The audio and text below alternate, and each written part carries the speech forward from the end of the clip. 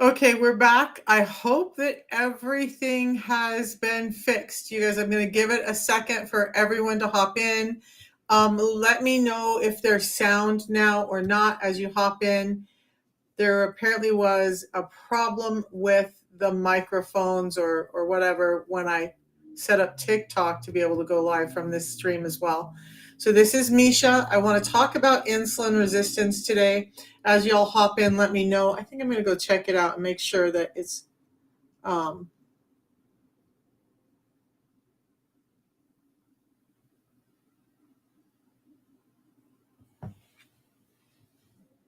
it looks like it is, but I still am not hearing sound. Does anybody have sound for any of this yet? Oh, it may be a sign that I'm not doing this today. I'll overcome it. Okay.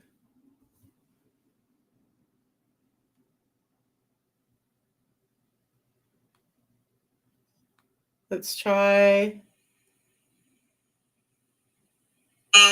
There we are. We got it. Okay. All right. So I'm going to get going. Sorry for that delay in getting started. You guys, we're going to talk about insulin resistance today. I want to talk about it because I don't often stop and go over in depth what insulin resistance is. So we're going to talk about what it is, what's causing it, symptoms of it, why it's important, and what things are led into because of insulin resistance that 95% of our chronic diseases and disorders. We're going to go over some of those. And then I'm going to give you a solution that I found that works because, look, we're not deficient in pills and medications. And if you're insulin resistant, you're not deficient in insulin. That's not what the problem is. So let's dive in. You guys, let me know if you have questions. I love to answer questions where I can. And if I can't answer the question, I will go find the answer for you. So let's talk about this. Insulin resistance is like this. I have a lot of analogies for it, but this time we're going to talk about it like a key.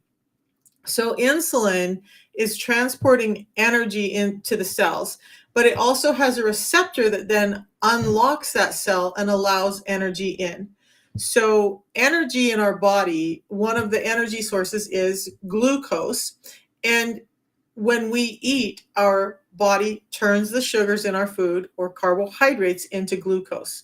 So when you eat those carbs, your body's releasing insulin so that it can unlock the cells so that glucose can get inside the cells and be used for energy. And every single cell that they've looked at on the human body has an insulin receptor on it, meaning every single cell needs this energy that insulin is providing. So the problem is, over time, if your body is constantly flooded with insulin, thanks to things like too many carbs, eating too often, stress, inactivity, your cells stop listening to the cues from insulin to open up and take the energy in. They start ignoring insulin signals, and that's when we're technically insulin resistant, okay? Now we're resistant to this hormone that we need to get energy to our cells, and a whole array of things starts happening.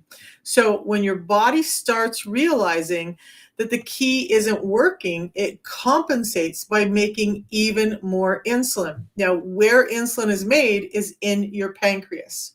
So over time, you're putting more and more and more stress on your pancreas, and eventually your pancreas is going to get tired. We'll talk about that in a bit. But when you're making more insulin, trying to force glucose into the cells that aren't responding, now you're ending up with things like chronically high insulin or hyperinsulinemia. You get higher blood sugar levels. You get a metabolic mess that's spiraling you into weight gain, fatigue, and all these chronic diseases that we're going to talk about. Okay. So I want you to think about it like this. Imagine insulin as a delivery driver. Remember, it's a delivery system. It's trying to bring you packages, that glucose, into your house or your cells. And at first, your front door opens easily. But if the driver keeps banging on your door all day long, you're not going to answer the door anymore. The door gets jammed, it gets locked, it just doesn't get responded to. Now the driver's yelling, knocking harder, and calling for backup drivers, but the door still isn't opening because you're just done. That's what happens when when we have high insulin or hyperinsulinemia. And safe, that's exactly what happens. So it goes high levels of insulin or hyperinsulinemia because of insulin resistance.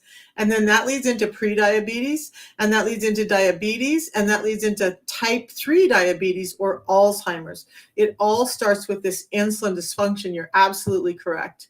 So all of this is what's happening when you have insulin resistance. You stop answering the door, your body keeps sending more and more insulin, and that's just creating chaos in your body. Can you imagine if you had a neighbor who was bringing you over gifts, and every once in a while you're like, oh, hey, this is really cool, I like it. Maybe they're bringing you things you need, but all of a sudden they're knocking on your door all day long, wanting in all day long, and they start knocking louder and they start getting more noisy, and they just never even let you sleep because they're knocking on the door all the time. You wouldn't want to open your door either, and yet that's what we're doing to ourselves. So do you ever feel like you eat, but you're still starving an hour later, a half an hour later, 10 minutes later, you're still looking for food, or that your energy crashes after meals instead of rising, instead of getting energy from your meals, you get a short burst of energy, and then all of a sudden you're like cold and tired and fatigued, maybe even getting a headache. Your body isn't handling insulin in the way that it should when all those things happen. And that's a cue that insulin is disrupting your system. If you're tired, cold, fatigued after you eat, that's not a normal response. It's just not normal.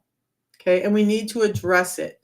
So I'm going to go over a protocol that I found 4 years ago that helped me address all of this at the end of this. So hang out. And if you can't hang out, go back to YouTube and find this later, but listen to the whole thing. So now with insulin resistance, your cells have stopped answering the door, right?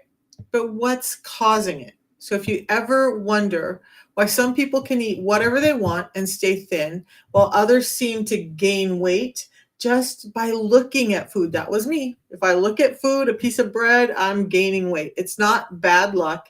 It's not just bad genes. It's not just genetics. It's insulin resistance at work. Now, genetics can make you more likely to be insulin resistant for sure. Is if diabetes, it could be genetics, like your grandpa and dad, mom. Okay, let's talk about that, Safe. So there is a genetic component to it, right? I'm not gonna be deceitful about that, but that has to do with your fat cells and how you utilize energy. You know what's more genetic than our genes is the way that our families eat, the way that we live. That's the genetic component that's making you more likely to get diabetes. So if your mom and dad weren't extremely active, if they were eating way too many carbohydrates, if they were under stress all the time and they passed those habits on to you, then yes, you're likely to get it too. And that's more of an indicator of whether you will get diabetes or not than just the genes in your body. It's our lifestyle that's creating it. And let's not play. I know, like, I grew up in a Native American household.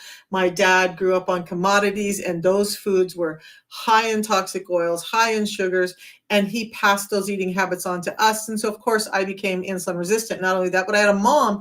Both sides of my family were like, you celebrate, you everything in life, every emotion in life was dealt with food. And at the time that I was growing up, the food pyramid said grains are at the basis of the food pyramid, and yet they turn into carbohydrates much quicker than anything else. And so we were set up to fail. Just take a look at your lifestyle. Yeah. Yeah. If your family mostly eats carbs only and you're doing a lot of snacking, meaning you're eating more than 2 meals a day or eating more than every 4 to 6 hours, that's more likely the reason that you're becoming diabetic or have a risk of becoming diabetic than anything else. So you just need to address those things and understand that. We're going to talk about all of that in just a minute. So there are some major causes. Most of them have to do with glucose or glucose dysregulation, but there are some things that can set off glucose or sugar dysregulation that are not just ingesting more sugar. Okay, so let's talk about that. But the first one is we're going to talk about the sugar and the high carb meals, because every time you eat a high carb meal, white bread, pasta, sugary drinks, fruit juices, tons and tons of fruits, those simplified grains, your blood sugar is going to spike. And when your body floods your system with insulin as a result of this huge spike, your body struggles to bring that insulin back down because glucose will spike really quickly. Insulin takes longer to come back down after a spike. And all of these refined carbohydrates are causing a huge spike in our insulin. So the problem is that our cells were not designed to handle constant insulin bombardment, constant carb bombardment. And this is happening to us more often in today's society than it ever did. When you look back at how our families lived, we were more active. We got more sunlight. We didn't eat as often, and we didn't eat as many carbohydrates, right? So now this is where some genetics can come in, because depending on where you grow up and what your genetics are, you may be more likely to be carnivore and thrive. You may be more likely to eat vegetarian and thrive. It's that part does depend on your genetics. So you need to understand and look back at where your lineage comes from and what the foods traditionally, like hundreds of years ago, that we ate, then start to match that. Like, I'm Native American from the Great Lakes. We didn't have a lot of fruits and berries. We had a lot of cranberries. We had a lot of red meat. That's what I thrive on. We were not vegetarians. I tried vegetarianism for a year and I suffered. So Bluffton says, when you started intermittent fasting, your feet stopped hurting. Same for me. So intermittent fasting is a piece of this, and we're going to get to that too, because us stopping eating all the time is one of the big clues as to how we can get better from all of this stuff. Not just, so I'm talking all this stuff, we're going to go over that in a minute, but heart disease, that edema you're talking about, kidney disease, liver disease, all of those things can be helped with intermittent fasting. And I'm going to tell you something that's going to support your fasting and you healing better than just water fasting. And intermittent fasting, by the way, is only like 16 to 18 hours a day, and you're still eating during a day. So I'm not saying you got to go for 3, 5, 10 days without eating. I'm just saying stop eating so often every day. Okay. So your cells, remember, your cells weren't designed to handle this constant insulin bombardment. So the more often that it happens, because we were not built that way, the more desensitized your cells become, and that leads to insulin resistance. The more we're having problems with those receptors, the quicker we become insulin resistant. Ramadan should be really good for your body. And by the way, the protocol that I'm going to talk about, I have had so many people use it during Ramadan and thrive, because you're still getting nutrients in during that time, right? You're still being able to fast all day long and cut back on some of these things and get nutrients in. So it's amazing. So an 18-6 fast is great. We advocate for a 16-8, but I love more of an 18-6 fast, Bluffton. I absolutely do. So I want you to, I have a nerdy fact because I have a nerdy brain. So just one sugary drink, soda, energy drinks, fruit juices, one drink per day can increase insulin resistance in as little as 2 weeks.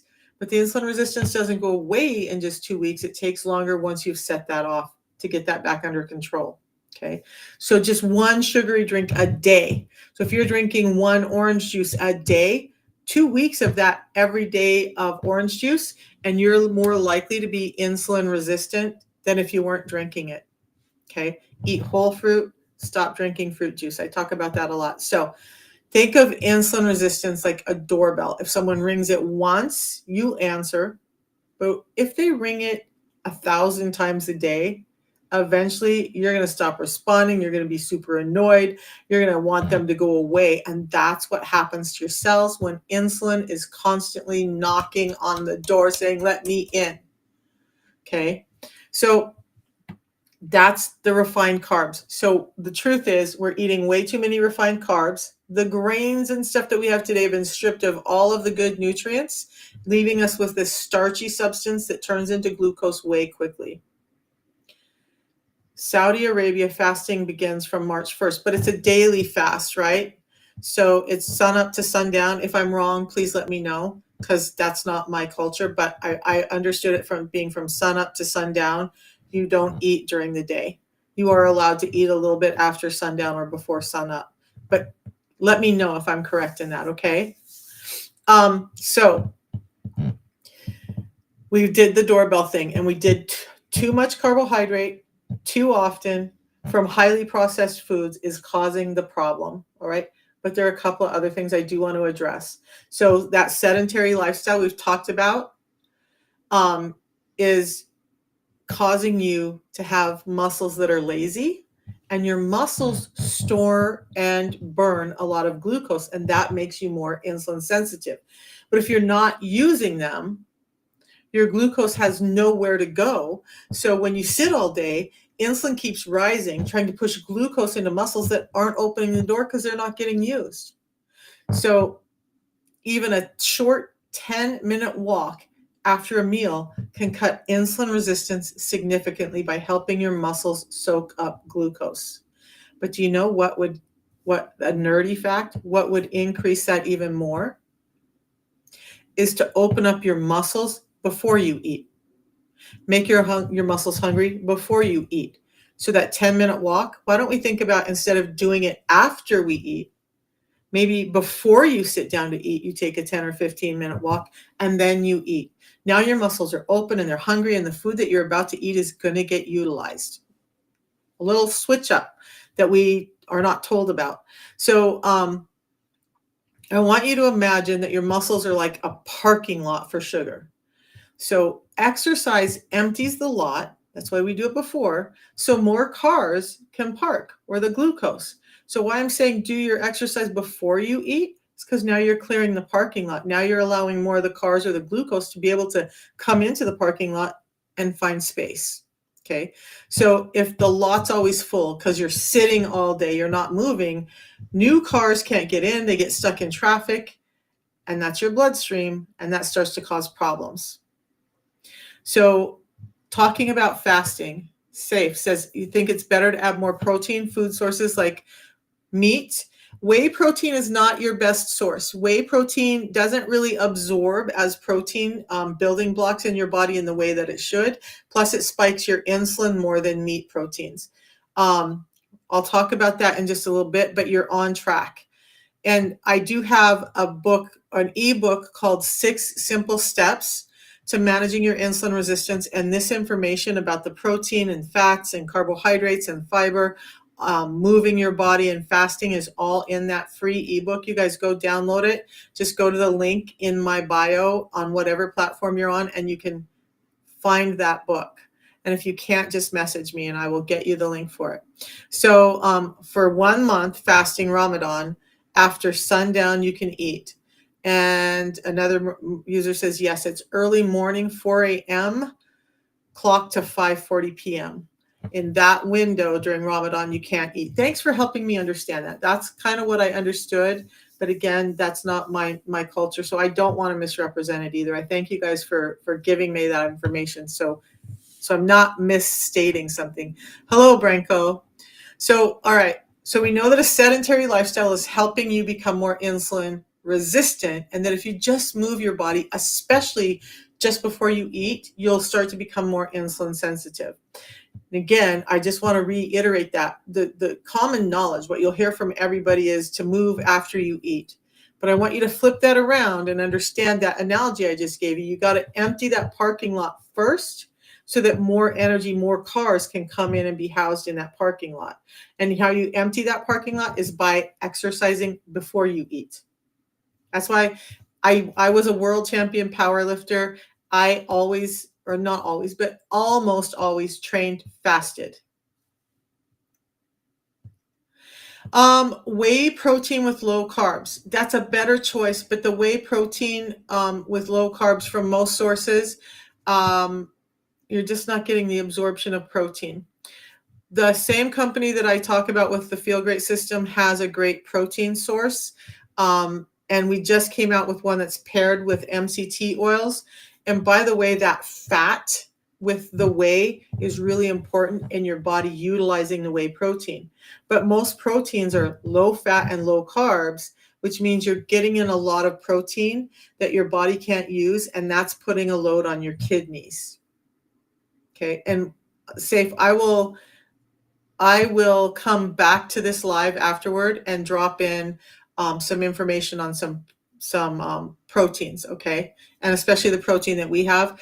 Lucky for you, our company, it's a science company, just dropped a protein today that's low carb, higher fat, because it has the MCT oils and a more absorbable form of that whey. So I'll get you that link in just a little bit, but hang out with me for a minute. If you come back to this, well, yeah, I don't think I'm going to be able to get it in there right now. Yeah, that makes sense. Perfect. So dry fasting is far much better than water fasting. 12-hour dry fasting is more powerful than 3 days water fasting, more than 12 hours. Dry fasting also not healthy, electrolytes imbalance. So that's the problem. Is I'm going to show you a YouTube user. The tea that I drink, the one that I'm drinking right now, I drink it when I fast every time I fast. I'm in a fasted state now. I think I had my last bite of food last night at 9 p.m. It's now 4 p.m. So 9, 10, 11, 12. That's 15 hours, and add another 4 hours on it. I'm 19 hours into a fast, and all I've had is this tea that doesn't spike my insulin, but gives me electrolytes, gives me vitamins and minerals, gives me the nutrients that my body needs, still needs, even when I'm fasting.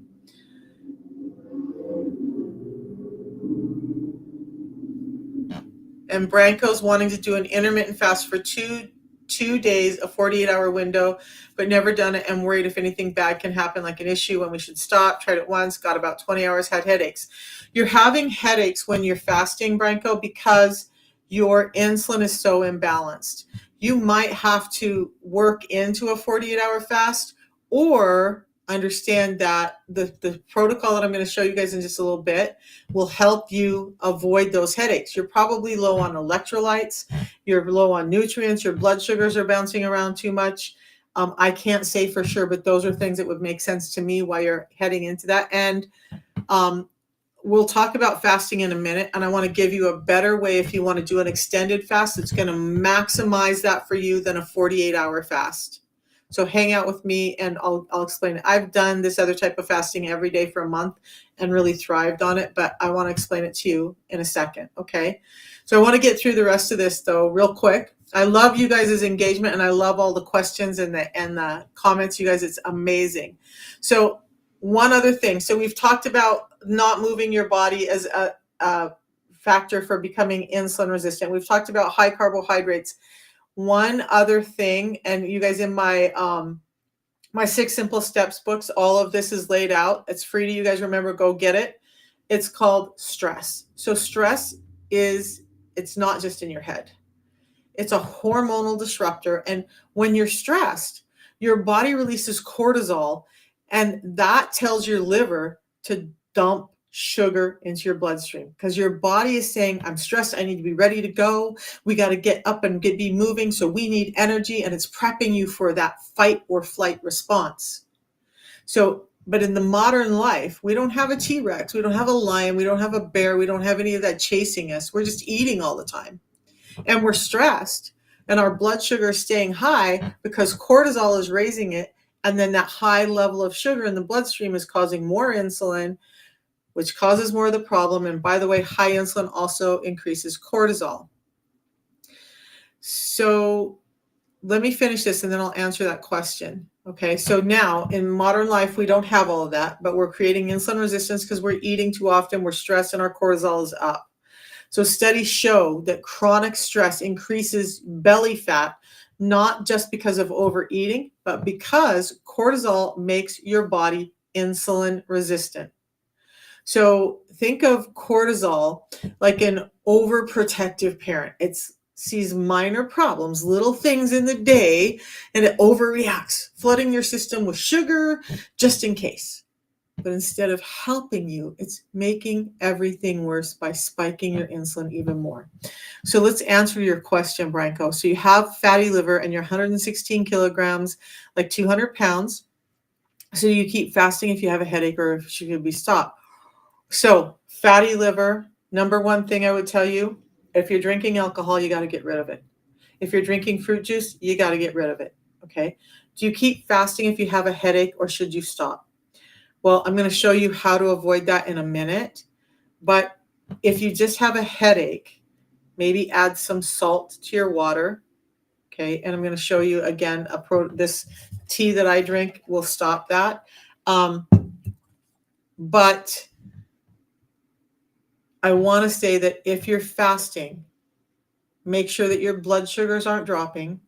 If they're at 60 or lower and you're having headaches, you're having fatigue, you're starting to have vertigo or brain fog that's really heavy, and you just feel like you've got to lay down and sleep, you've got to stop the fast at that point. Okay. So it's those symptoms that are related to the headache. If you have those other symptoms, you're fatigued, you just don't feel like you can move, you're getting brain fog, you can't produce thoughts, and it's not just the headache, then I'm going to say you should break the fast. And we'll talk about how to break that fast in a little bit. Every sudden things give shock to the body. Yeah, every time you do sudden things, by the time it adapts, Muslim is doing it since childhood, so it adapts and becomes easy, not a sudden change. I agree with that. Yeah, so exercise is important. Don't skip on the exercise when you're fasting. Also, you still got to move your body. I'm not talking about going in and doing deadlifts or squats or high intensity carbohydrate or cardio. I want you to go out and walk. I want you to move your body even when you're fasting. Okay. So there's one more thing I want to talk about, or a couple more things I want to talk about that lead into insulin resistance. So we've talked about carbs, right? We've talked about stress. We've talked about not moving your body. Guess what? Poor sleep is another one that increases both cortisol and insulin. So lack of sleep, if you guys are not getting sleep, then it's one of the fastest ways that you're going to wreck your insulin sensitivity. Just one night of poor sleep can make a healthy person temporarily insulin resistant. So if you do it over and over again, it becomes a long-term problem, and now you're insulin resistant chronically. So poor sleep increases ghrelin.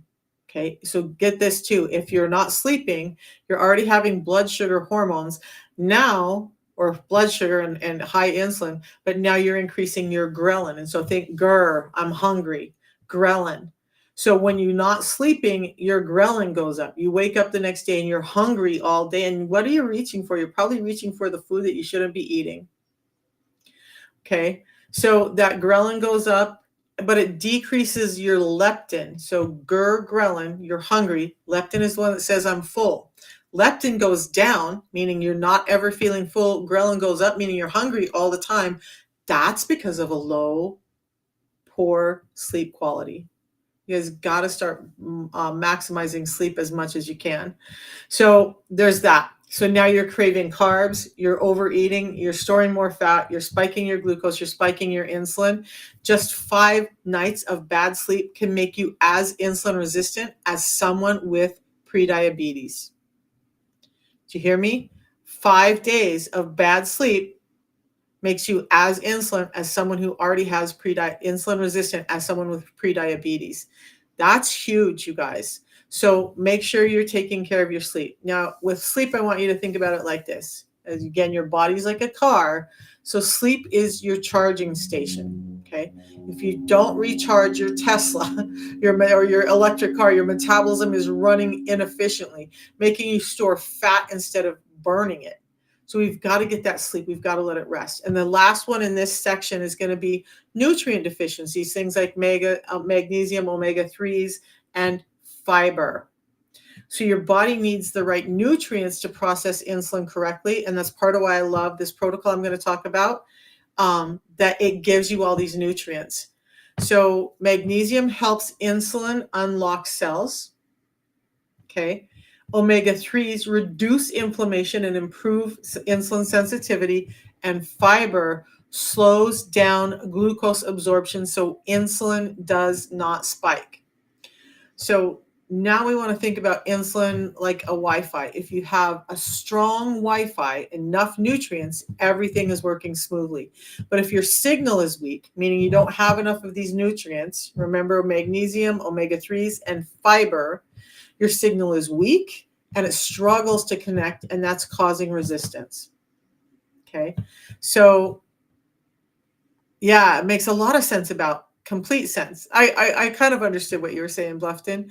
So let me catch up over here, you guys. You guys, you're amazing today. You don't drink alcohol. I get that. So fruit juice and refined carbohydrates are the two biggest links, Branko, to non-alcoholic fatty liver are alcohol and fructose from high amounts of sugar, especially from high amounts of fruits, especially from the fruits that are unwrapped from their fiber, like fruit juice.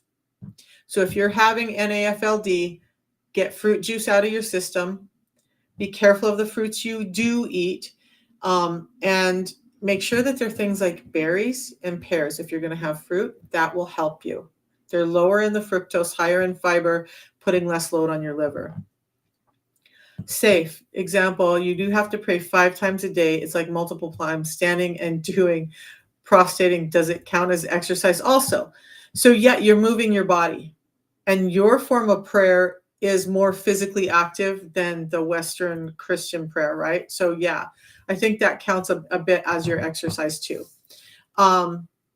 You're also struggling to give up carbs and sugar and junk food, especially after the fasting time. You fasted, you ate so much, and chocolate when you started eating, you want more. So you guys understand that every time you're putting sugar in your face, you're creating a system in your body that craves more of the sugar. It's not satiating. It's not giving you sustainable energy. And so you're going to break through with hunger, and you're going to feel hungry quicker than you would if you stay away from them. Out of the berries, strawberries would be the least one I would reach for. Think of blueberries would probably be the first one I would reach for, or blackberries, the darker colored berries, the smaller berries that are a little bit less sweet and more fibrous. Strawberries I wouldn't call bad, but I would lean more on blueberries and pears. Okay. I hope that helps. All right, you guys. So let's talk about some of the symptoms of insulin resistance. And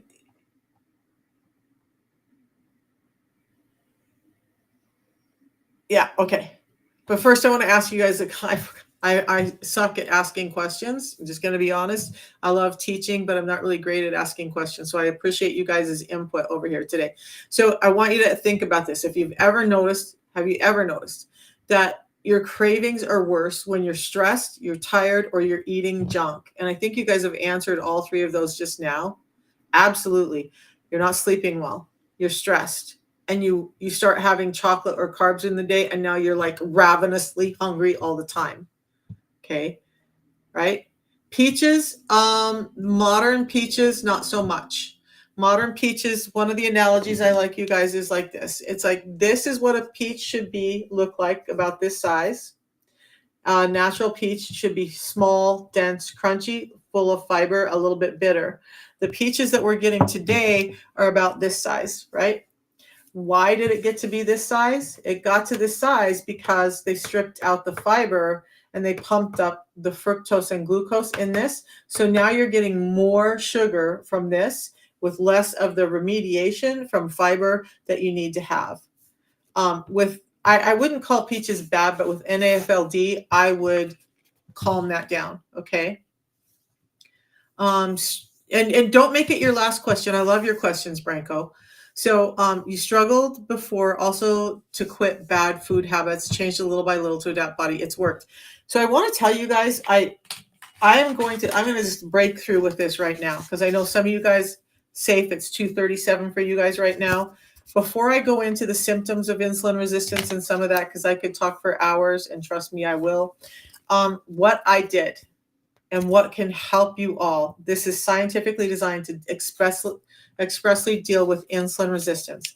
I have a tea in the morning, a tea in the afternoon, and I have a pre-meal drink before I eat. Now, the pre-meal drink is high in those fibers we just talked about, putting the fibers back that are slowing down glucose spikes that we've all been talking about. So guess what, Branko, you have that chocolate, you have that, have one of these or two of these before you eat that. It's going to slow down the blood sugar spike and allow you to react a little bit more naturally. Eventually, you're not going to have the cravings for those blood sugars or those sugars. Now, something I want to stop and say right here is when we're so laden with carbohydrates, what's really happening is that we're feeding negative gut bacteria. Things, my favorite one to pick on is yeast, because both men and women suffer with it. Your skin is itchy. Men are getting jock itch. Women are getting vaginal infections. All kinds of stuff is happening. That's negative gut microbiome. That sugar that we're eating is feeding that gut microbiome. And when it's hitting the gut too rapidly, that microbiome is thriving. And guess what? That's making you even more hungry. But when you add in the pre-meal drink that has 7 different soluble and insoluble fibers in it, now you're feeding the good gut microbiome. Now you're starting to feel satiated. Now you're craving less of the sugar. Not only that, but it plumps up in your gut as you drink it. So you're going to have less space in your gut and feel less hunger just by feeding your gut. So this is what I do. So my tea is in this. There's actually 2 teas in here. And it comes in 3 different flavors. This does not break my fast. This actually helps my fast. It's full of vitamins and minerals naturally. There's only 3 components. There's only 3 things in this tea. A little bit of lemon flavor or a ginger extract added. There's a lemon ginger flavor. The yerba mate, highly concentrated, that's a natural herbal tea, a leaf tea, and then some stevia for sweetening. But it does not spike your insulin. It helps you with ketones being pushed out. It helps you with satiety. It helps you with blood sugar regulation. I have not eaten since yesterday at 9, and we're now, what did I say? I said that was 3 hours, 12 hours, I'm like 14, 16, 17 hours in. Okay. So this is where you're going to get it, you guys. There's a little page here. It costs about $5 a day, less than the cost of a coffee, the bag of chips, or the soda that most people are drinking. So if you just use that link, Branko, then you can find it right now. Okay. So, and then here's the thing. When you use my link, you're getting my pricing. You get the same price that I get. You're going to get to contact me. You're going to get my WhatsApp number wherever you are in the world. That link works it works by IP address, so it works wherever you are in the world. And then you get support from me and the company. You get a 90-day money-back guarantee on it. So here's the thing, Branko, you've been suffering. Just try it for 90 days. If you're not feeling better in 90 days, you can request your money back from the company with the lot numbers from the box. You don't have to send the product back. Just hold on to the boxes for the lot numbers. And if it's not working, they stand by this product because it's scientific. It's not just a marketing ploy. Okay. You mix it with hot or cold water. And so I'm going to have my fiber in just a little bit because I will eat after this live. But both of these, they come like this. So pre-meal drink, tea, they both come in these little packets. All you have to do is rip the top open, add it in the water. No, the entire system. So you're getting these 3, 2 tea, 1 fiber for about $5 a day in the US. Okay. So it's the complete day is about $5. It's about $1.70 a packet, less than a soda. So I just put both of these in one big mug. So it's on ice and in stainless steel, a better option than the plastics and stuff. And then I just sip on it throughout the day. I've already drank 1 whole tea today. This is a second and third mixed up in here. If I don't finish this today, I can just put it in the fridge and it'll be fine tomorrow. But you don't have to steep anything. You don't have to. The only thing you do is rip this open, dump it in your water, and mix it up. I use my little Ninja mixer to mix it. You can use one of those little milk frothers, but that's it. This goes in hot or cold. The tea, hot or cold. The pre-meal drink, I mix it in about, you'll get one of these bottles when you order if you're in the US, I'm not sure overseas. But you get this bottle. I put this in here, shake it up. Why don't I just do it for you guys right now? It's as simple as this. We're just going to tear that top off. I'm going to open up this bottle. And for me, you guys, the system is one of these a day, but I generally drink 2 to 3 a day because I want to support my gut microbiome, and I feel much better and much more in control of my hunger. That's as much as you need to shake it. This one is a mixed berry flavor. It also comes in an orange flavor. And then I'm just going to drink this down fairly quickly because it's going to thicken up really quick, and you won't be able to drink it if you wait too long.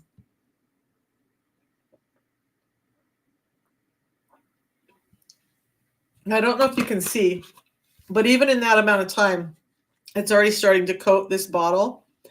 That's what's going to happen in my gut. It's going to start coating my gut, slowing down those blood sugars, and that's going to address all of the health problems. So I hope that's clear.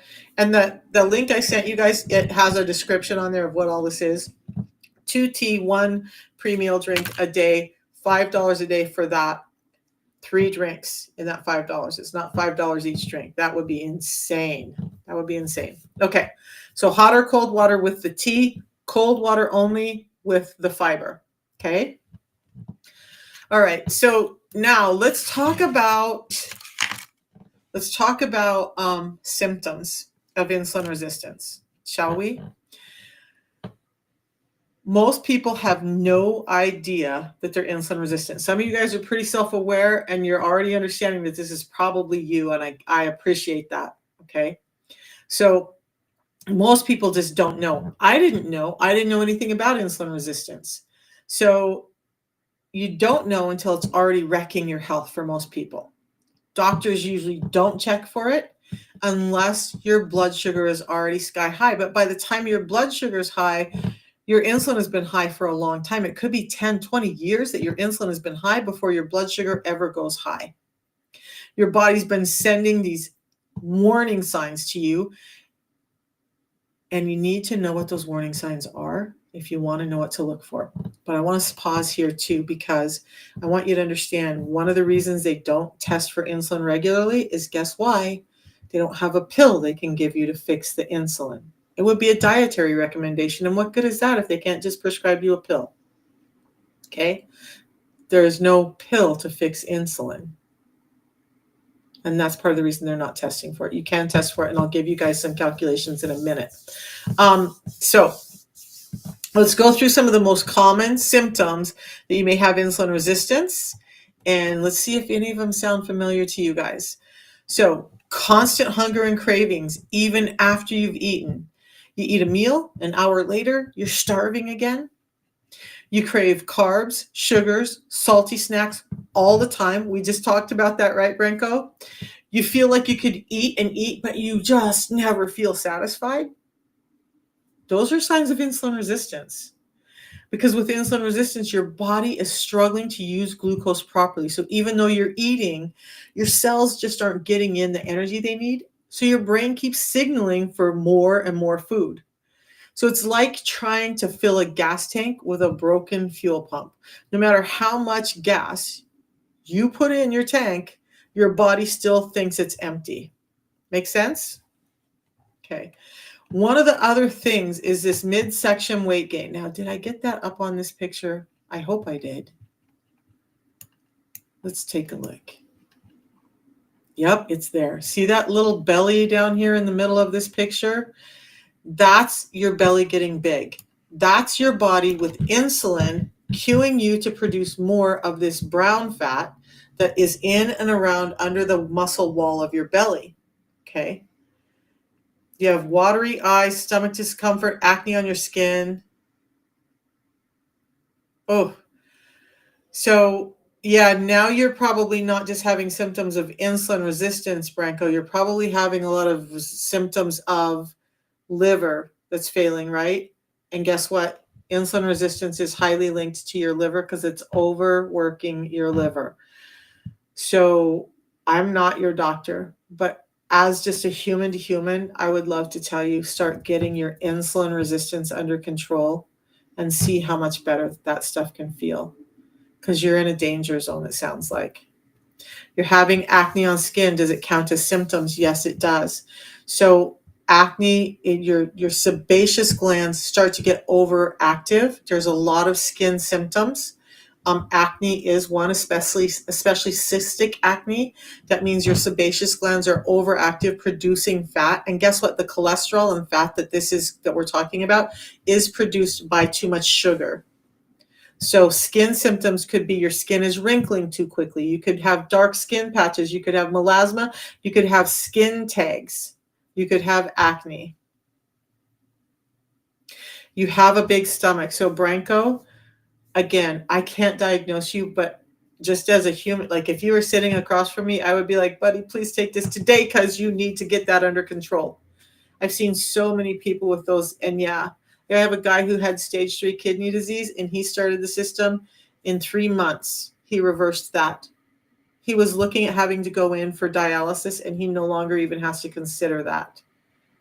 So, and Branko, if you really just want to talk to me person to person before you purchase, I love that. That same link I put in, you have an option where if you just want to set an appointment to talk with me, please do that. And we'll get a hold of you either on Zoom or via WhatsApp and we can talk. Yes, you are in danger zone. Oh, and so cirrhosis is your liver is so bad that it's going to start scarring. And when that happens, that's not a good sign. So we want to stop all of that before you get to cirrhosis, right? And you already know that. But I want to impress on you that insulin resistance is probably the leading driver for fatty liver disease. And if you're not drinking alcohol, I mean, honestly, if it was me, and again, I cannot diagnose, but if it was me, I would cut back sugar as much as possible, refined carbs, I mean, fruits as much as possible. I would not let fruit juice pass my lips. And I would remove as many of those highly processed foods from your diet as possible. Okay. Your liver has been working way, way too hard. And you can get that back under control with some intermittent fasting, some long-term fasting like we were talking about, and I'm going to come to that in a minute, and just adjusting some of these things, and this system will support you in that, okay? So if you have that big belly, we were just talking about that, you're gaining weight mostly around your belly, even when you eat less and exercise more, it doesn't seem like the belly's going down. You feel puffy and bloated all the time, especially after meals. Well, insulin is a fat storing hormone. And again, when it's too much, it's going to store more fat under that belly wall. And that fat is supposed to be cushioning and warming your organs, but now it's becoming so much so, and that's putting a load on your liver as well. It's becoming so much fat that it's starting to choke off the liver that's already overworked, choke off your kidneys, your intestines, your stomach, all of it, and you're starting to feel really sick. So he has non-alcoholic fatty liver disease, Theodore, so you missed that part. I would focus on meats, fats, and vegetables. Freshly squeezed grapefruit, okay. So Alma, it's the same thing. I love grapefruit. I especially love pink grapefruit, and that's a great fruit. But when you squeeze it and you're getting the juice out, you're getting rid of the fiber. And the fiber is what's protecting you from the fructose in that fruit from overloading your liver. Now, grapefruit's probably less damaging than others, but still, I would not do any fruit juice, especially if you're concerned about your liver. Okay. So if your insulin is a storage manager, if it's working properly, fat is getting used for energy when it's needed. And your liver has to break down the fat that when you're losing fat, your liver's breaking that down too. Your fat gets used for energy when it's needed. But with insulin resistance, your body is in permanent storage mode, and that permanent storage mode is continually making the liver hold on to glucose packages that it's holding on to for quick use. But now with insulin resistance, it's not releasing those quick storage packets like it should, and it's holding on to more and more, and your liver's getting fattier and fattier. Branko, dear, don't you worry. You're going to be fine. Just focus on diet and good exercise. Yeah. Thank you, Safe. Thank you for supporting Branko so much. I appreciate that. All right, you guys. So let's talk about energy. These are also, so we talked a little bit about skin. We're going to talk a little bit about energy. If you feel drained, even after you've slept all night, if you have afternoon crashes that leave you reaching for coffee or sugar, you're just so tired and you just want to lay down because you just can't make it through the rest of the day, and you wake up tired, you're never fully rested, those are signs of insulin resistance. Branko, let's talk about some of that in just a minute. Broccoli, I think, is a great idea, but broccoli is not enough fiber and not enough of the right kind of fiber. And smaller portions may not be the best thing either. You want to keep from eating small portions constantly. That's causing an insulin spike all the time. And we want to give insulin a chance to come out, and then we want to let it rest. We don't want to spike it consistently. Okay? So we're going to talk about that in a minute. But now when you're having all of this feeling drained and afternoon crashes and you wake up tired, what's really happening is your cells aren't getting glucose efficiently, meaning your body's low on usable energy. And if your blood sugar is high, your insulin is high. Okay. I'm going to skip past some of this other stuff because it seems like we just need to get to the solution. I can come back to this other stuff. I just want to get to the solutions for you guys. All right. Can we do that?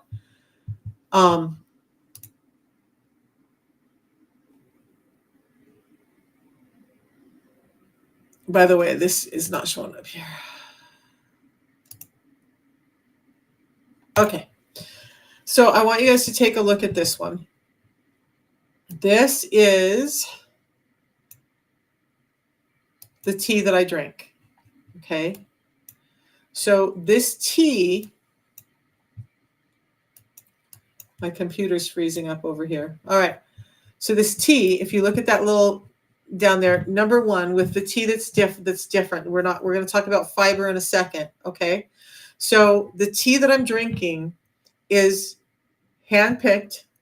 It's not machine picked, so you're not getting a lot of leaves and stems that you don't need, or stems and stuff that you don't need. It's picked at the right time of ripeness, so not too green and not too overripe. You're getting leaves at the highest potency that they should be gotten at, and no other product really does that. That's number one, ethically, sustainably harvested. Then we fire roast it, just like many things, like spinach has to be cooked for you to utilize the iron. Did you guys know that? Eating raw spinach is not really giving you the iron you think. It has to be cooked. So this tea needs to be cooked, fire roasted, to get these components that we want to get that are going to help your insulin resistance off of the leaves. Then we extract it, so you're getting rid of any of the stuff that we don't need and just the components, the natural components of the tea that you do need. And then we concentrate it. We concentrate it so much that it has 375 times the chlorogenic acids of regular yerba mate teas. Chlorogenic acids are one of the things that spikes your GLP-1, and GLP-1 is one of the things that helps keep you feeling satiated and helps you become more insulin sensitive, but it's doing it naturally by supporting your body with nutrients so that that you can get this GLP-1 support without all the chemicals and stuff that that other people are injecting. And it can do it by 60 to 70% more than a water fast or any other type of method will do. But again, there's no GLP-1 in the tea. It's giving your body the nutrients like chlorogenic acids that help your body be able to produce that. That's important. So now we have it naturally harvested. We have it roasted so that we can extract it, and then we concentrate it. But we take one step further that nobody else is doing, and that is we take it to a lab in Switzerland where it gets purified through a process called hyperpure.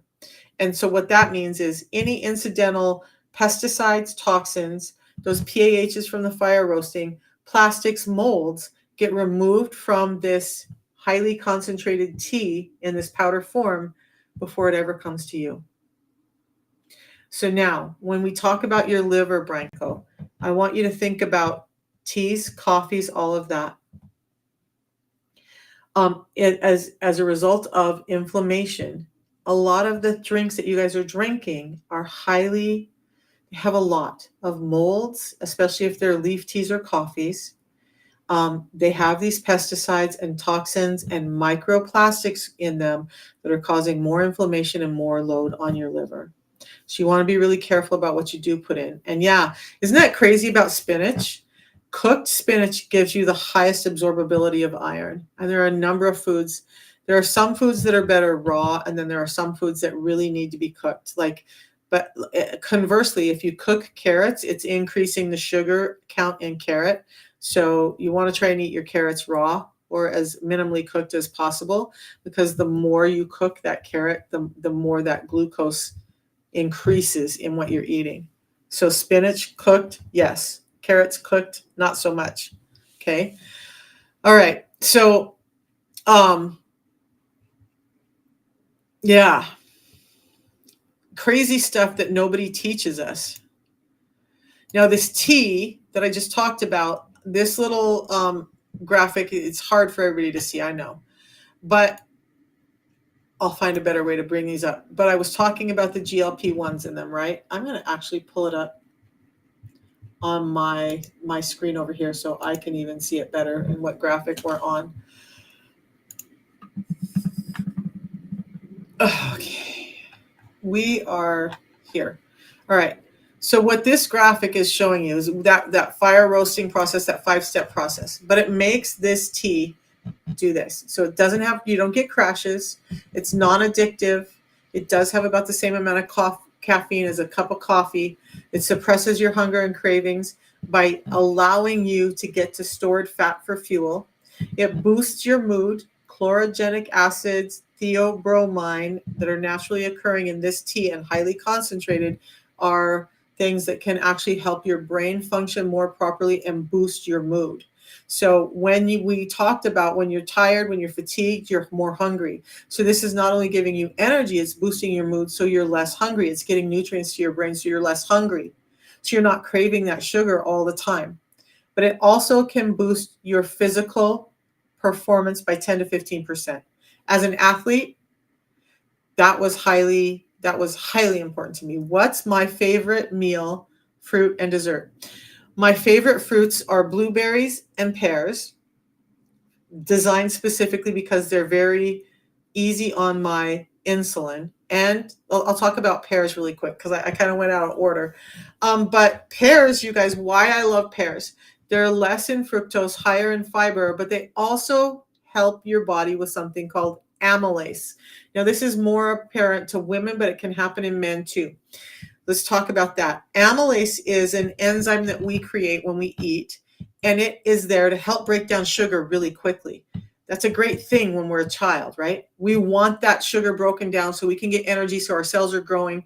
But after a certain age, when we're not really growing as much, we don't need as much amylase. But the way that we've eaten, we've produced so much, it builds up in our system, and we're breaking down sugar more quickly than we should, even in the presence of fiber and all that. Pears have an amylase inhibitor. So now instead of creating more amylase, you're creating less, and you're able to use the amylase that's already been built up, which means you're slowing down your sugar absorption even more. That's the stuff with pears. That's why I love pears. Besides that, they're sweet and they're juicy and they're fantastic. Okay. So my favorite meal, as I love chicken, I love steak. My very favorite meal is just a steak cooked in butter, coated with seasonings. Second to that would be a chicken. I make a chicken with some sautéed mushrooms, some fresh tomatoes, and butter. That's probably one of the things I love the most. That's one of I'm just a big chicken eater because I want to get protein in. So like this weekend, I made my own orange chicken and stored it. I made some barbecue chicken with some barbecue sauce that I make and stored it. I made some chicken patties, little chicken donuts. One is like a Tex-Mex kind of with my own. I make my own seasonings, my own taco seasonings, mostly because I just don't want the added sugars. And I mixed in some Rotel tomatoes and some sauteed onion, caramelized onions and whatnot into that, garlic, whatever. Then I made some little patties that have Parmesan cheese and a crust of pork rinds. And that one had more of things like some turmeric in it. and ginger and salt, pepper, whatnot. Those foods are easy, quick for me to grab, and they're so yummy. You guys, we don't need all the sugar to flavor our food if we're paying attention to eating fats. Say thank you. I love teaching and I love learning, so I appreciate that. That's probably one of the best compliments anybody could ever give me. No, I'm not a dietitian or a nutritionist. You guys, interesting thing. I don't talk about this enough. So I was I was a power lifter, right? I was later in life and I'm like, I got to do something with my life other than be a mom and be, and I'm divorced and stuff. So I started going to school for medical. I worked in medical offices. I started working towards my nursing degree and then was eventually going to move that into a physician's assistant.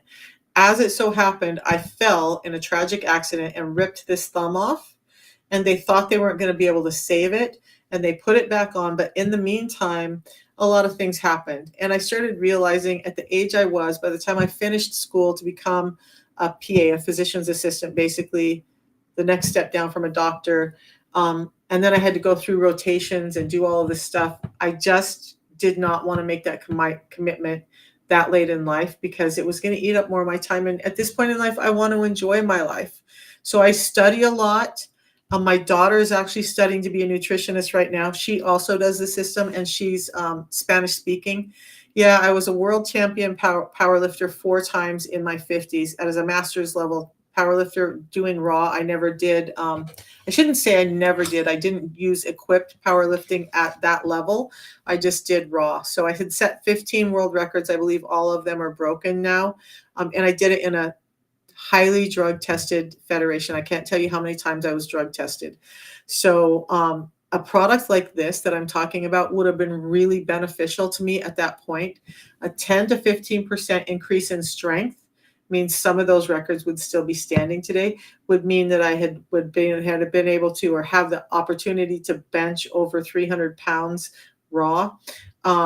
So yeah, I look back and I wish that I had known about this system or found it while I was powerlifting, because it would have made a whole different world. Thank you, Poonam. Thank you. You guys, I appreciate your compliments, and I'm just so blessed to be able to be here and do this and talk to you guys in this way. It means a lot to me that I get to help in whatever way I can. So whether you choose to do the system or not, if you can take knowledge away today, I'm blessed because you guys' life got better hopefully from this. Okay. So that was the little pause in the story. I want to get back to the system because I really want you guys to understand the help that is here. So this little diagram, when we were talking about fasting and we were talking about water fasting, let's get into fasting a little bit. I'm going to answer some questions, but I also want to go back to some things that Branko said. So you talked about a 48-hour fast. We've talked about a 16-8 fast. I want to start with a 16-8 fast, and I'm going to give you guys a timeline for that, what that happens in your body, what it's looking like. So when you have your last bite of food, now typically I like to have my last bite of food about 6 or 7 at night. Last night I was up having time with my daughter and some stuff virtually because she's on the West Coast and I'm in Kentucky.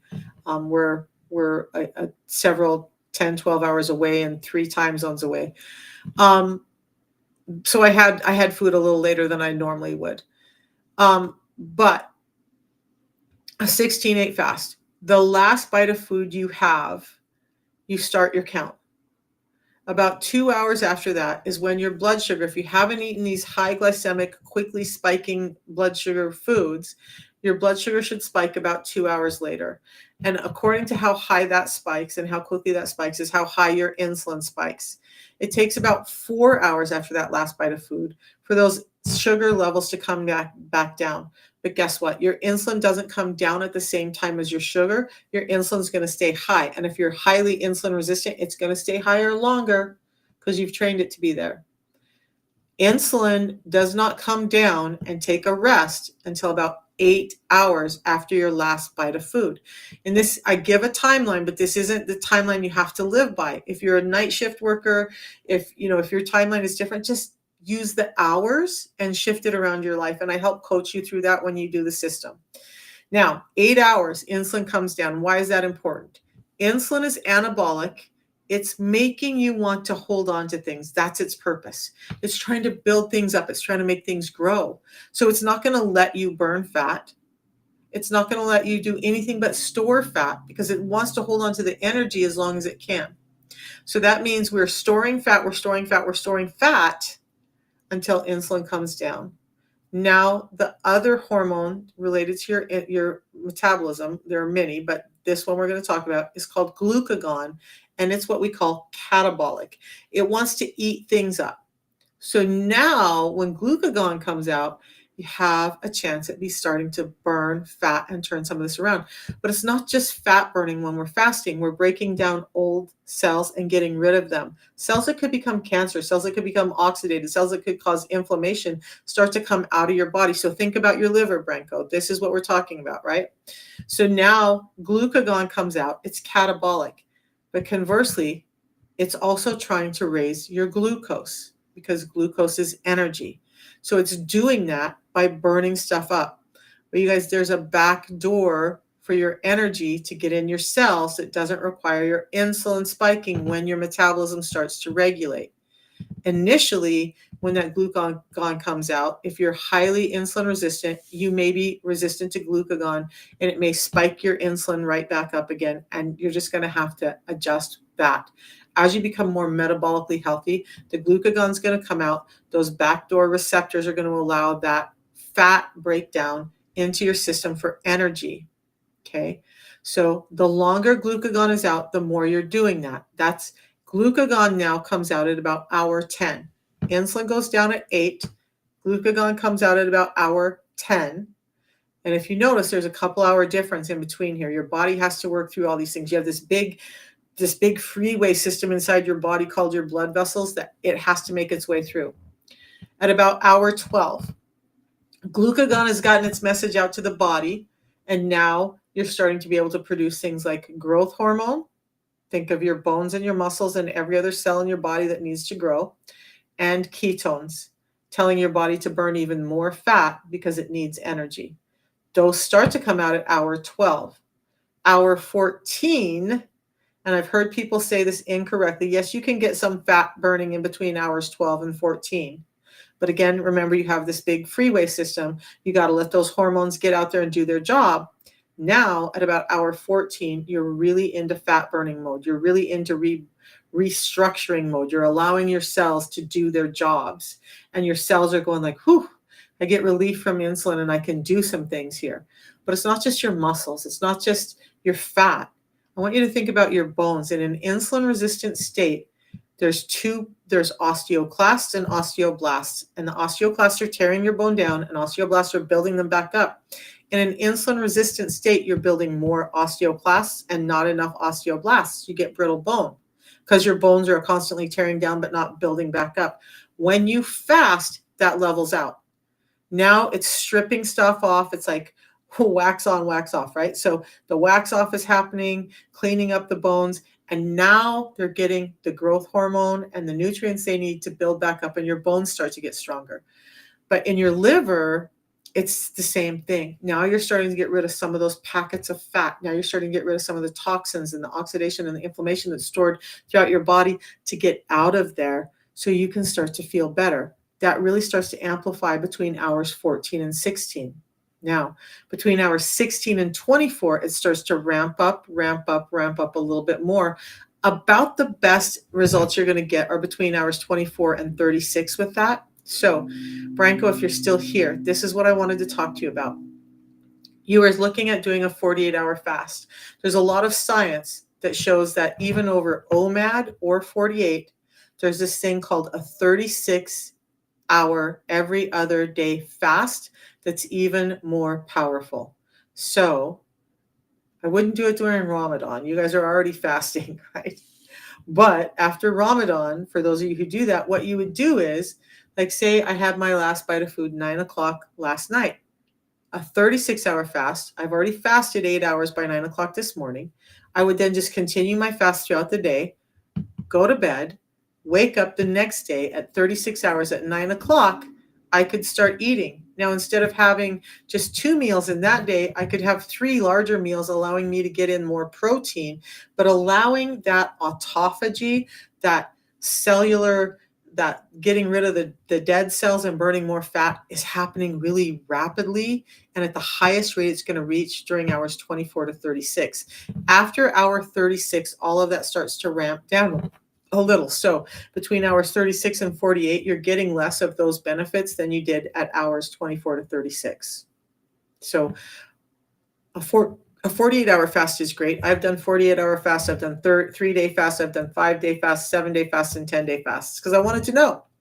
I used myself as a guinea pig. I wanted to know, how easy is it? How hard is it? What do I do? Yeah. When Ramadan finishes. So now the other thing Branko was asking about is how you break your fast, you guys, whether it's an intermittent fast, whether it's a longer fast, how you break your fast matters just as much as the fast itself. Okay, hear me out.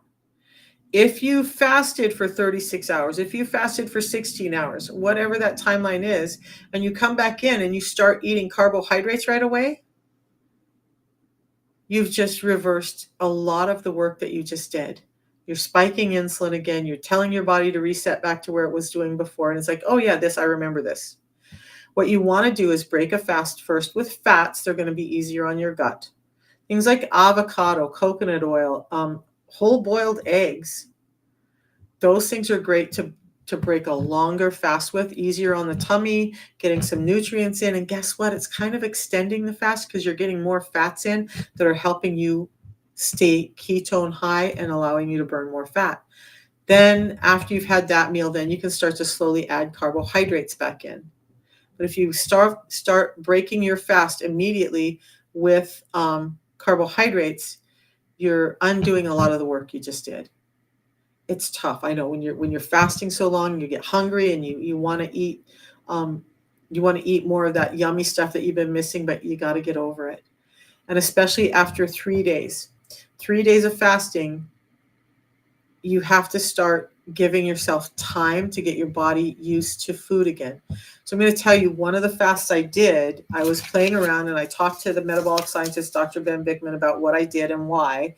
And he agreed with it. And he was kind of like, oh, that's really cool that you did that. So I think it was a 7-day fast. I was drinking the tea every day. Again, this does not break your fast. This supports your fast. It gives you a ton of vitamins and minerals and nutrients that's going to help your body thrive during a fast, even better than a water fast or a dry fast.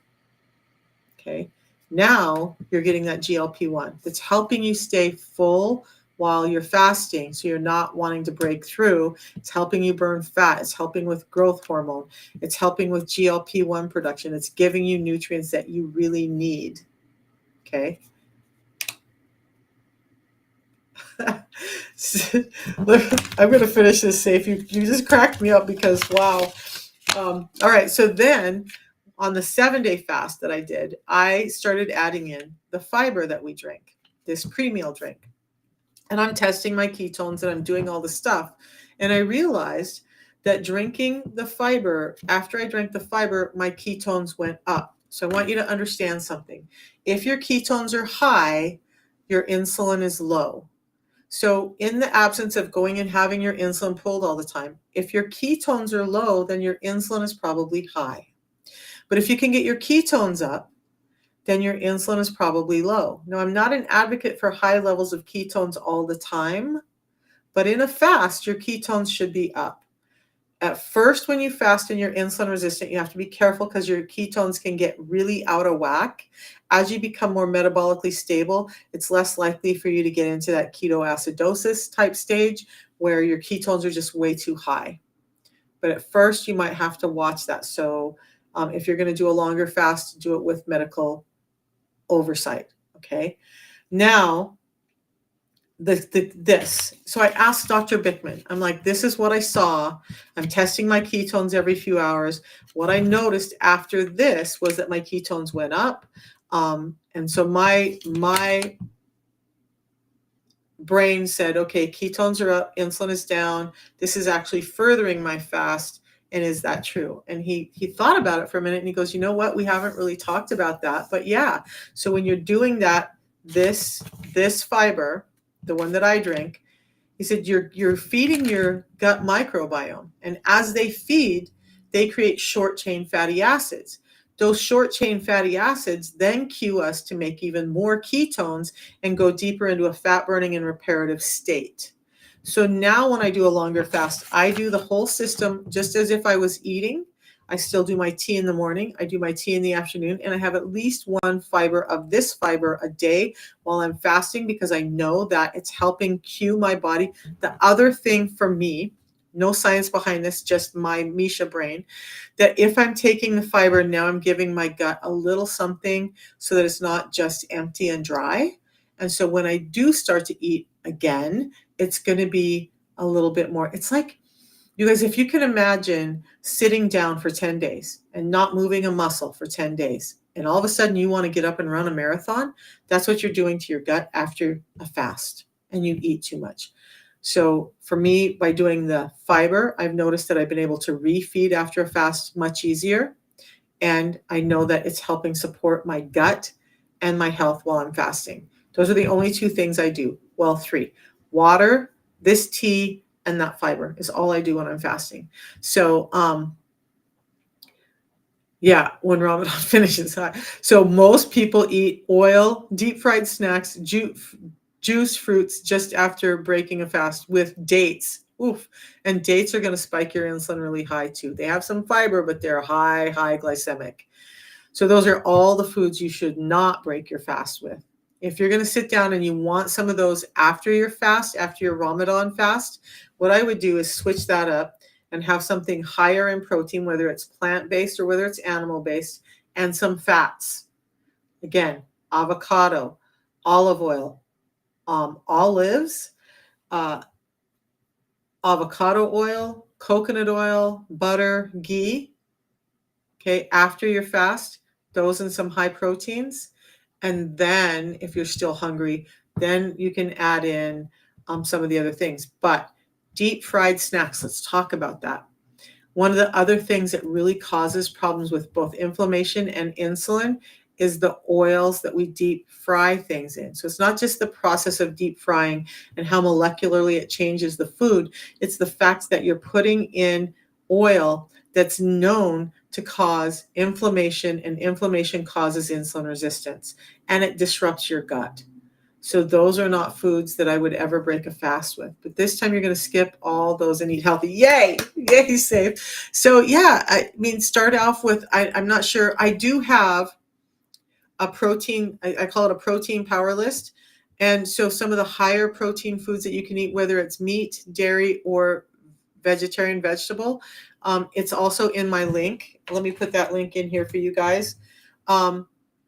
If you just go to that link, you'll be able to find that. It's, again, this is another free resource that I give to you guys because I just want you to be healthy.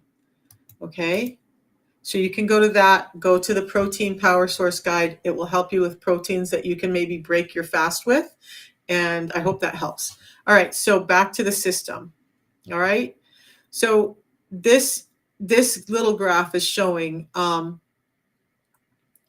the liver protective effect. And I think Branko's gone, but if he comes back and watches, this fasting with this Unimate over just doing a water fast has an increased protective effect on your liver than just water fasting or dry fasting. It's helping your liver heal much quicker than that. Okay. Then it also is I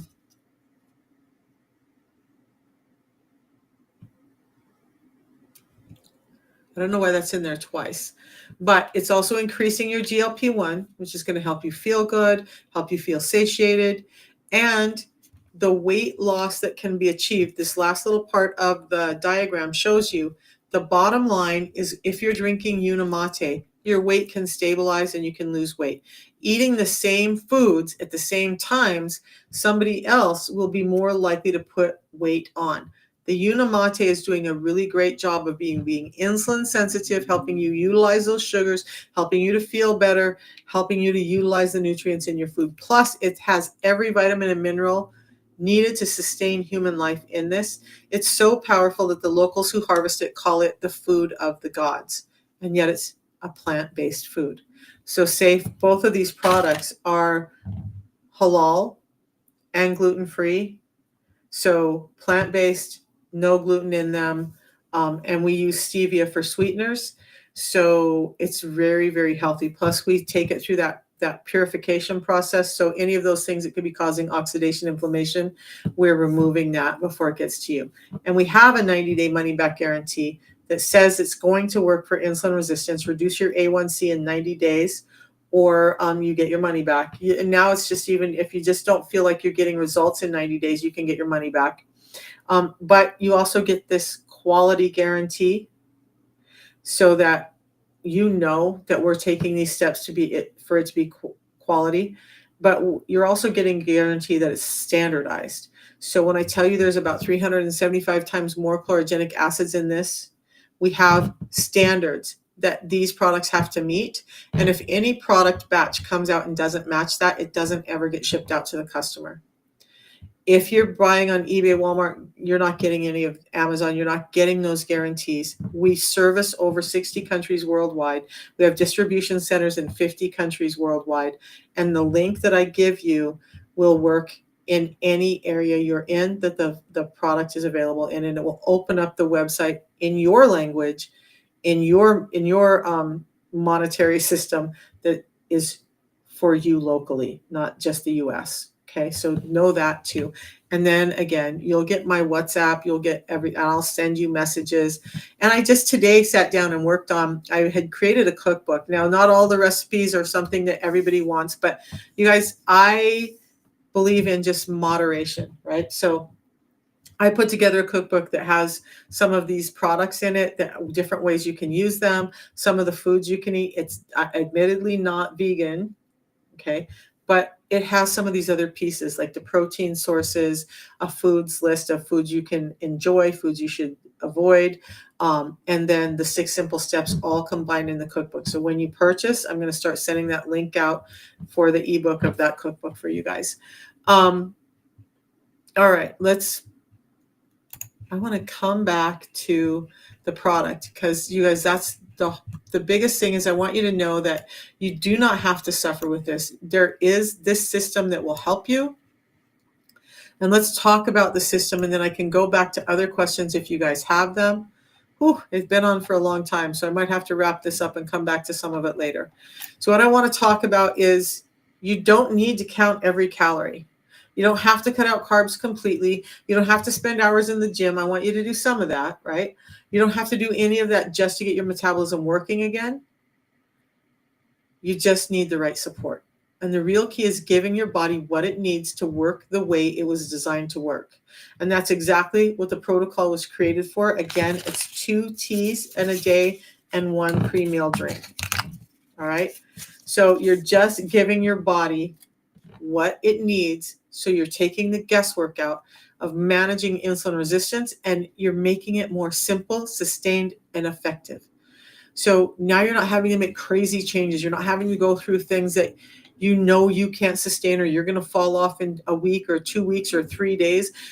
You have something that allows you to live the life you have, add in the nutrient support you need, and start to work towards better health, taking more and more steps every day as you learn more, as you start to feel better. And I think that's golden, because I don't know how many people have tried something and just fall off because it's unsustainable. All right. So the tea, again, I'm going to wrap this up because I'm getting messages from family and other people. One of the biggest struggles with insulin resistance is hunger and cravings. The tea shuts down your hunger. GLP-1 is a normal hormone that helps you regulate insulin, appetite, and energy. And remember, this helps you create your own GLP-1 up to 60 to 70% higher than just water. So the tea naturally supports your GLP-1 production. So you feel more satisfied for longer, you have better energy, and you don't feel tapped in that constant craving cycle where you're feeling constantly sluggish and tired and always hungry. So GLP-1 is like an appetite off switch. When it's working well, you feel full, you burn fat, and you balance your blood sugar naturally. But most of us have a GLP-1 switch that's off, and we're just not able to produce GLP-1 like we should because of insulin resistance. So it's like having a built-in traffic light for hunger. Instead of constantly being stuck at green, always wanting to eat, GLP-1 body, it helps your body recognize stop, when to stop eating, when to stop craving, when to stop, just stuffing your face all day long. Now, the pre-meal drink that I love so much is one of the biggest triggers for insulin resistance is blood sugar spikes. This reduces a blood sugar spike by up to 43%. So your body is less likely to have a high insulin spike. It's designed to slow down those carbs that hit your bloodstream and hit them like a freight train, so your body produces less insulin and avoids that crash crave cycle, or that high spike of blood sugar, low blood sugar, bottom out, and insulin high all the time. This helps regulate that out so it's more naturally happening. I do have. So that's what it looks like. Without this packet, this top one is what happens to your blood sugar. Your blood sugar spikes high, your insulin spikes high and stays high longer. With this, by reducing that blood sugar spike by up to 43%, your insulin spikes lower and is able to come down quicker, more in line with the sugar. Now you don't have those energy disparities. Okay? The fiber does that for you.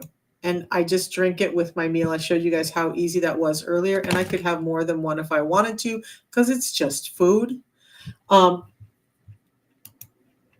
So remember, I also talked about how the pre-meal drink is helping your gut health. It's helping you feed the good gut microbiome. That helps reduce inflammation in the gut and throughout the body. Together, it works to help you become more insulin sensitive in a way that you could never imagine, with much more ease, with far less trouble than anybody is ever telling you. You don't have to go on crazy diets and do all that stuff, although I want you to do better, right?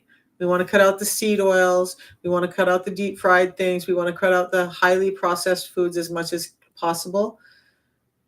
But this allows you to do it at a steady rate that's more attainable for you, okay? So the pre-meal drink is kind of like a speed bump for carbs.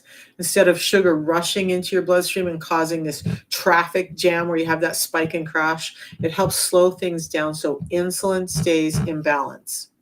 Now, it's simple and sustainable. You don't have to do meal tracking or carb counting or extreme dieting. You combine it with some simple 16-8 fast, cut back your eating times to 2 larger meals a day. No intense workout routines, but move your body. It's just a simple daily habit that works with your body instead of against it. And that's why it's working. And that's why people, hundreds of thousands of people worldwide, are getting better with this system and getting off of medications as they do it. So you don't have to overhaul your life overnight, although I want you to start overhauling it a bit at a time. Okay. You don't have to suffer through restrictive diets or miserable workouts. You just need to start, and start as soon as you can, with a simple shift that works with your body, and the system can do that for you. Now, this last picture here is a group of people, I'm one of them, that have all found success with the system, both in weight loss, some with diabetes, some with anxiety, some with skin issues, some with inflammation and liver issues, all of that. And the little gentleman at the bottom is also a type 1 diabetic. So yes, children can do it. If you have a child that's younger than 6, talk to me and we can talk about how to get them into it without using the full system or the full packet of it. And then I have people over 90 doing it. You guys, it's healthy for you no matter what age, no matter what your diet looks like, no matter what your lifestyle looks like. Everybody can do it. And that young man, when I asked him how hard this was to manage his type 1 diabetes using this, he said it was the easiest thing he's ever done. Okay, so I'm going to come back tomorrow. We're going to talk about PCOS and things like erectile dysfunction, testosterone problems, so fertility health and insulin resistance, and how this same protocol is helping people worldwide with those issues too. So reach out to me if you have more questions or if you need something specific answered, because y'all know I love to answer questions. And we'll see you guys tomorrow about 3 o'clock.